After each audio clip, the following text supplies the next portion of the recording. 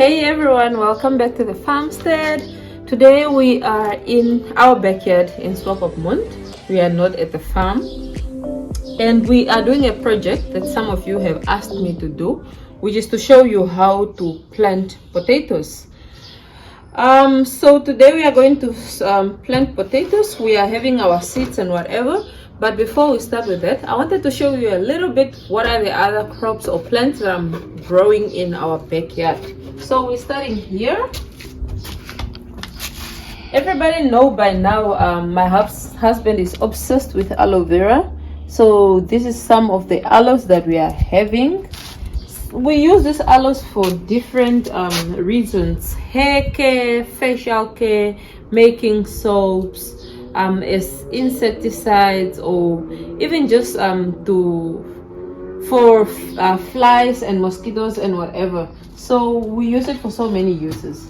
In here, one of my most loving veggies, which is potatoes. I already see this one is fruiting because I can see some of them here coming out, and this one have turned green. Actually, when they turn green, you are not supposed to eat because they develop a toxin that gives you an upset stomach. So we have to come and put some soil on top of this. But despite the cold weather in Swakopmund, this is doing really well. I don't remember when we planted this. I'm trying to remember, but I honestly don't. Do you remember? No, I don't. So I'll be lying to you if I say I remember. This tire, you can say this is a big bag in a tire. So we are going to do the same here with the ones that we are planting today. This is another smaller bag with potatoes still.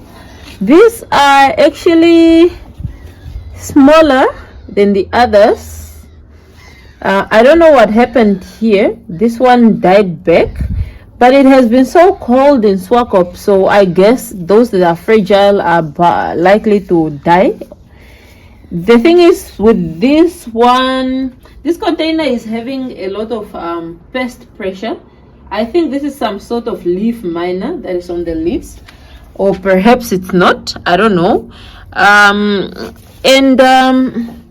We actually don't really do anything about the pests that we experience here, because we try to grow all the potatoes we are growing here organically. And then we go on to the other side.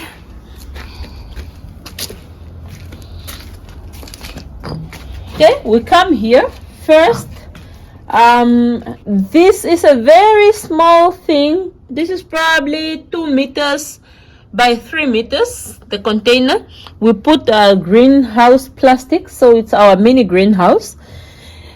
We had spinach in all of it when it started, so it was just Swiss chard everywhere. But we realized that we couldn't keep up eating this Swiss chard, so I decided that we are putting Swiss chard just on one side of the greenhouse, and this is that side. But if you look here, we are having, this is cabbage. I don't remember what is the name of that. I think is it Nep cabbage? I think so. But in this house, I guess we love mixing cabbage leaves while they are tender with Swiss chard. So we don't let it form heads. We rather eat it for its leaves. These are chives. The property where we are renting, there was a lady who I guess used to grow chives. When we got here, we found chives on the backyard tap that came back year after year after year. There was a point I thought, no, we are not going to use it, but now I'm embracing it. This is why I brought it into the greenhouse. And then you can see there is a potato somewhere there. That potato, the people in the house actually had some sprouting potatoes. There's another one here, and they decided they are putting the potatoes here. But I didn't like the idea, because not only that the soil is not deep, as you can see this raised bed. Are you showing this? As you can see the thickness of this is the thickness of the soil that is in here. So I don't think this is suitable for potatoes. It won't lead to maximum yield. So we decided to remove the potatoes. not knowing that we left actually one of them, and that is what grew. And you can see it's growing so well, obviously, because it's a greenhouse, and despite the cold weather here, it's getting some heat. This is green beans. This is supposed to be a bush bean variety. The name is Contender. But what I'm seeing, I don't know whether it's the soil that it doesn't like or whether it's because of the cold. You can see they have grown, but they are so leggy and weak. They are not that nice strong bush. In any ways, they are starting to flower. I don't remember the day that I put this in, but I think it was around 3 to 4 weeks ago, I guess. I don't know. When I amended the soil and added some compost and some cow manure, and I'm struggling whether these beans are like this because it's been so cold and they are a hot weather crop or not. But you can also see the ones that are on the other side. Those ones are so small still. They are also flowering, but they are really lagging behind in growth. Now I'm suspecting it's also because when we water this greenhouse, the other side is a bit out of reach, and even with the spinach, you can see the spinach on the other side is not really thriving. That's because it's out of reach. And really, most of the time when we give water, we water from this side. And then here you can see the space, right? These are supposed to be 2 rows of red Creole. Now ask me, what happened to the red Creole that I planted here? I'm seeing one here. This is one of the seedlings. So they're supposed to be this size. And I observed one, and I think 2. I think one is here. And that is it, guys. That's it, really. So I'm really wondering what happened there. And then from there, we are seeing the other side is the beetroot. This is it Detroit, dark Detroit red or something? Let me see. This is a weed, but I'm wondering behind the weed, is it? Oh, okay. I actually thought this may be onion, but I was wrong. So it's not, it's just weed. And I love pulling out weed while I'm here. Whatever I'm doing and I spot a weed, I just want to pull it out. Okay, anyways, that is what is in our greenhouse. Oh, that is what we are growing. So now that you know what I'm growing on my backyard, you can see it's not a big backyard. It's quite small. This is probably what, maybe 50 square meters, maybe. It's quite small, guys. It's not big. But because I love plants and the idea of growing my own food, no matter how small the place I'm in, I have decided I'm growing something. Okay, so let's go on to today's task. We are having some soil here that I bought from our local nursery, which is Littlefoot Nursery. It's also where I got these plastic bags. And for my followers, you guys know, when you view the orchard tour, you know I will mention this nursery every time, because probably 80% of the plants that I got at the orchard, I got from their nursery. I love the nursery. It's got a good variety and the prices are good. So this is a 20 liter. It's a 20 liter or 25 liter. It was written, but I don't remember anymore. Anyways, 20 or 25 liters of soil.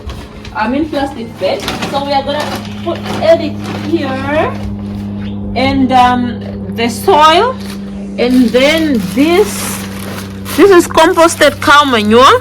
This I bought in Windhoek. There's a place where people sell a lot of garden supplies or plants and stuff and potting soil, and this is where I got it from. Oh, I don't know whether I'll be able to open this today. It looks like Samson tied this plastic, guys. And this Samson was definitely not shaved yet. His hair was not cut off yet by the time he tied this. He was the same strong Samson that we all know, because God,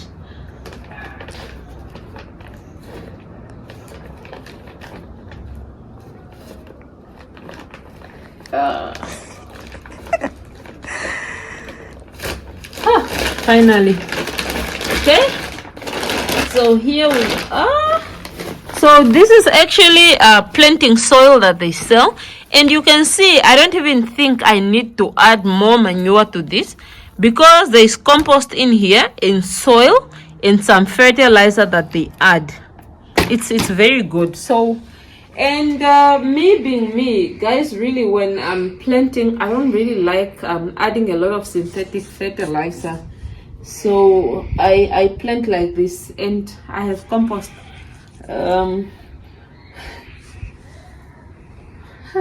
This is green bean leaves, and they're all over my jersey, and they feel like they're a bit spiky. They're sticking to the jersey. I guess they wanted to be compost, so it's going to be the first thing. Apart from this, I am having some potato peels. So we had lunch, some potatoes, and I decided I'm adding this. We have some bean peels that we usually get when we are making bean sauce. And then you would wonder, what is this? This is fish scales, but under there is some fish intestines. They are very, very good in phosphorus. So we are going to add those, because whenever we planted, I think I got it from a YouTube channel named Hollis and Nancy Homestead, where most of the time Hollis plant his potatoes with guts, fish guts, or fish heads, or whole fish. And I decided I'm going to start imitating him, and since then my potato production have increased drastically. So let's start.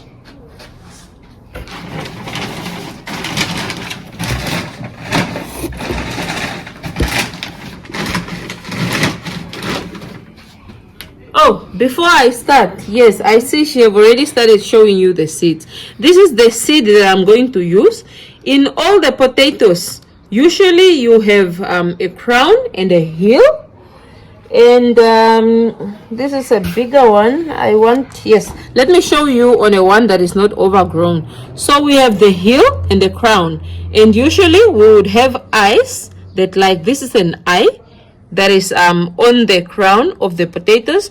Usually the heel hardly have any eyes.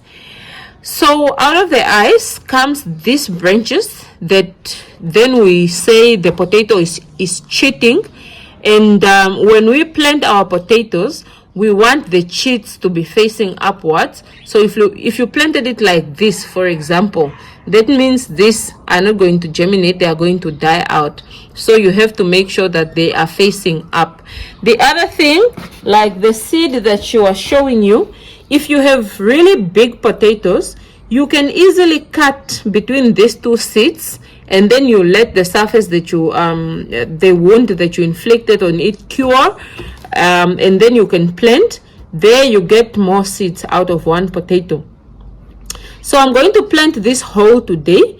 Like they say, apparently the bigger the potato, the bigger the potatoes, or the bigger the harvest that you're gonna get from this, because they say each potato is having nutrients enough to feed, so to say, to feed the fruits that you are gonna get off. So the smaller the potato, apparently the smaller the harvest, or the smaller the potatoes that you are going to get off of that plant. So this is one of the experiments that I'm going to have. I'm going to see whether it's really true. I'm not getting good results from here. Okay, so this let me put on the sides first and get some soil.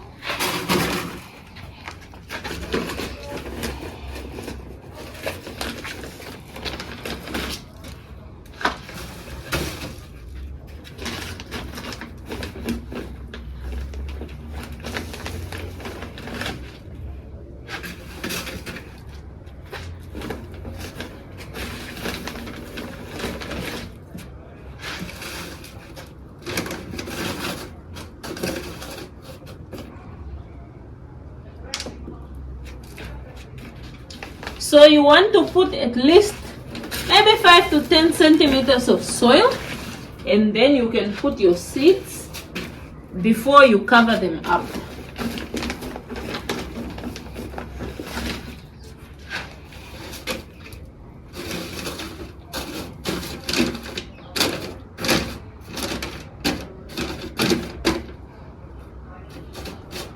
Okay, just a little bit more.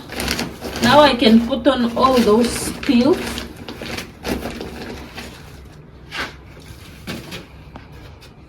So when they are going to rot down, our potato roots will be able to get hold of them because they are not too far from where they are going to be planted. The one thing I'm not doing though, I'm not going to put this uncomposted material right on top of our, or I'm not going to put our potato on top of the uncomposted guts and peels. So you would want to add it. Oof, doesn't really look nice. Oh my god, it actually looks very gross, and this looks a bit more like millipede or centipede. Goodness. Okay, anyways, I'm trying to make sure that it's evenly distributed, but it really looks not nice. Okay, so from here I'm going to put more soil such that our plant roots are only going to reach there after these have already started rotting down. So I need to put generous amount of soil on it before I can plant.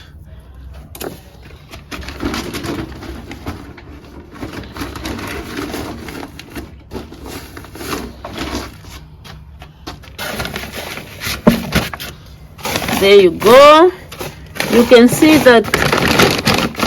Oh, okay. I see some more sticking out, so I think I need to bring more soil.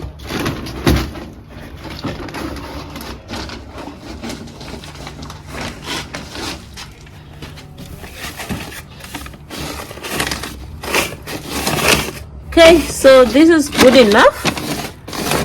Nicely on top. So now I'm going to add our potatoes. Oh wait, okay, first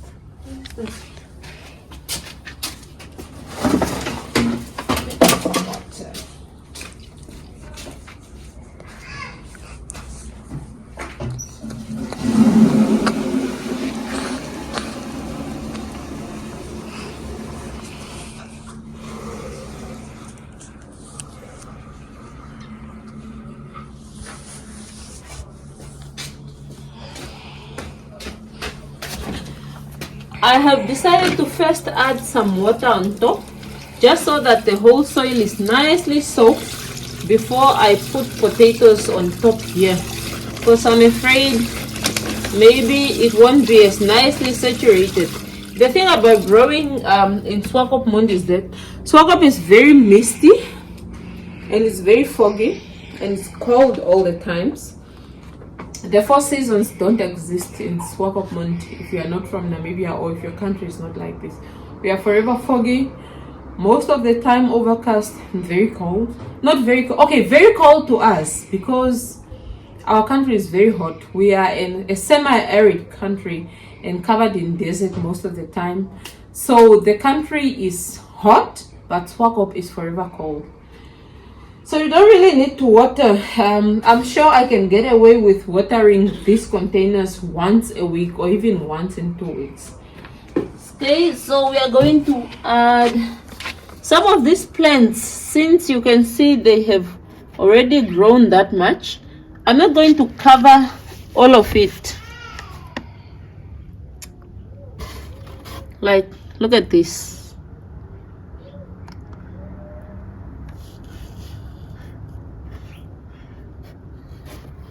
Is the other long one?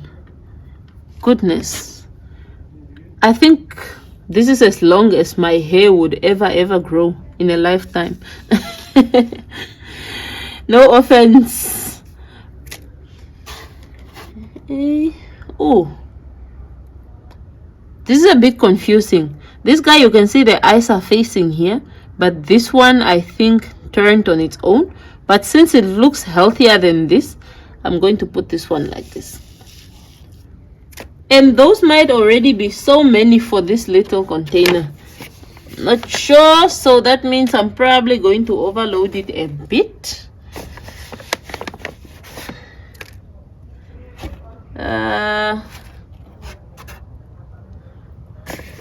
We are definitely overloading this, and I know it.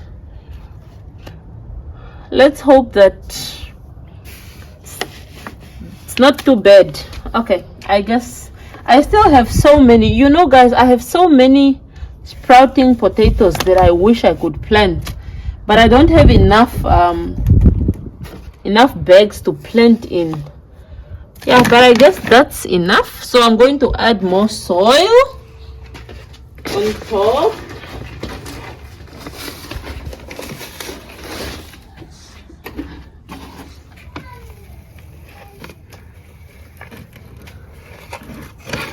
Like I said, some of them I think I'm going to leave some of them on top because I just feel they are going to die if I cover all of it.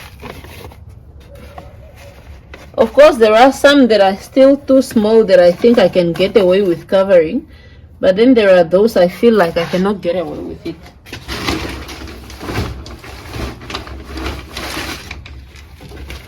The good thing is that there are so many seed crops in here, such that if some of them dies and they don't survive, I'm sure the other ones would.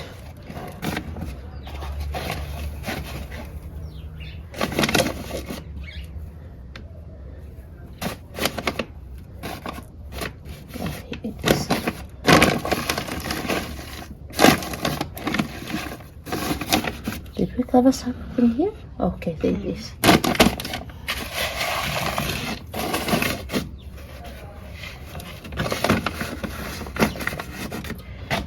Okay, so there we are.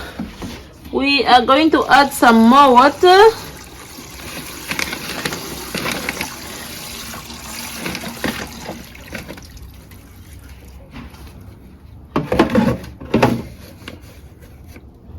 So for now, that's it.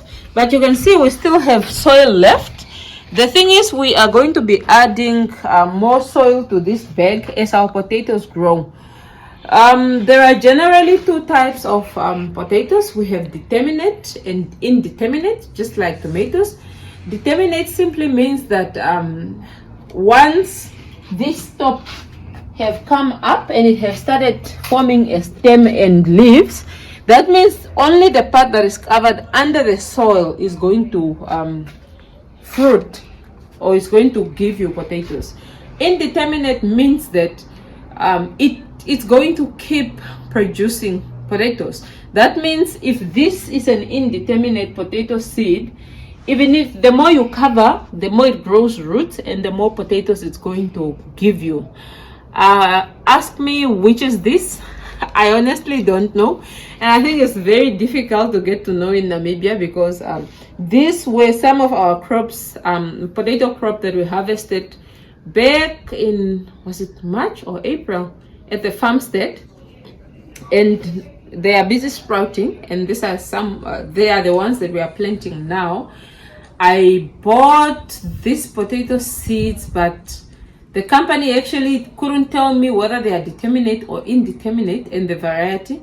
They rather told me that potatoes don't have determinate and indeterminate, which I think is wrong, although they were agronomists. So at this point, I don't know whether it's the internet that is lying or it's the agronomist that is lying. I do believe we have determinate and indeterminate. So let's just say because of that, I don't know the potatoes that I'm planting today. I don't know the variety. I don't know whether they are determinate or indeterminate. This is the seed that we are still left with. I still have another bag, so I might plant more or maybe not. But what I want is to keep up with the progression of these potatoes and get to show you at the end of the day, harvest with you what are we getting from some of these bags. I already did one backyard harvest of potatoes, but I had to do it earlier. The potato looked a bit more like this. It was succumbing to disease pressure or pest pressure, and I wanted to plant more potatoes, so I decided to harvest that one earlier than I was supposed to actually. So but this one I'm hoping that they would run their course. This one makes me very, very excited, and this is one that we also planted with fish guts, and you can see how well it's doing. The thing is, if you are planting with fish, be sure to add garden lime or something. Not a lot of it, but because if you have dogs or you have carnivores or scavengers around your place, when the fish starts rotting and it starts giving out the smell, though they will come and dig up your garden, and you don't want that. But lime minimizes that smell and and it prevents the animals from digging up your plants. Yeah, so that's a tip. For me here, I don't have a dog, I don't have a cat. Brownie is at the farm, and she's the only thing that could possibly come and dig up my garden. So I don't need lime or anything. This is how it's going to be. And I'm enjoying, because Swakop, we are a coastal town. We have fish in abundance here. That means that I'm able to plant with fish gut every now and then, although some of these ones didn't receive it. Other than that, thank you so much for keeping up with me on this how-to episode. And my garden, is this my backyard garden or container garden? Thank you so much to my loyal viewers. Please do subscribe if you haven't done so yet. Do tell your colleagues to come and support me and subscribe to our channel. Do share the videos, and I'll greatly appreciate if you give me a dirty hands thumbs up. You see guys, people keep telling me, no, why do you garden with hands like this? You see how my nails look. But I got gloves, but I don't know, it just doesn't feel as good when you don't dig in with your hands. So at the end of the day, my gloves are inside and I'm still digging in with the dirty hands. So give me a dirty hands thumbs up, and peace out. See you next.